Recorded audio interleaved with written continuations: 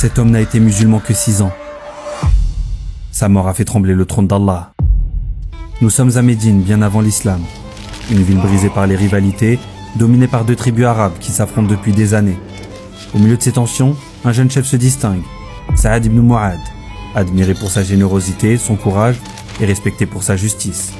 Un jour, un émissaire est envoyé à Médine pour y enseigner l'islam, mais la ville est à fleur de peau. Le polythéisme domine, et craignant qu'une nouvelle fois ne divise encore plus la ville, Saad le chasse. Mais l'émissaire insiste, il récite quelques versets, et tout change.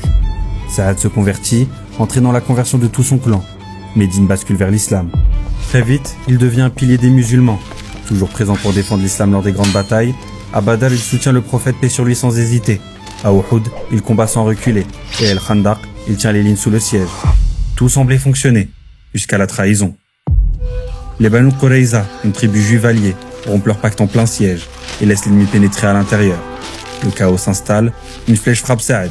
La blessure est mortelle. On le transporte à Médine, il survit quelques jours, juste assez pour faire un vœu, voir la fin de ceux qui avaient trahi. À la fin de la guerre, les Banu Qurayza se rendent et demandent à être jugés par Saad. On le porte jusqu'à eux, affaibli, mais déterminé. Il rend alors son jugement, juste, clair. Ayant accompli sa dernière volonté, il meurt. Le prophète paix sur lui rapporte qu'à cet instant, le trône d'Allah trembla et 70 000 anges descendirent accompagner son cortège. Ainsi, Saad ibn Mu'ad s'était converti à 31 ans et mourut à 37. 6 années de foi qui suffiraient à ébranler le trône d'Allah. 6 années pour atteindre un rang que d'autres ne touchent pas en toute une vie.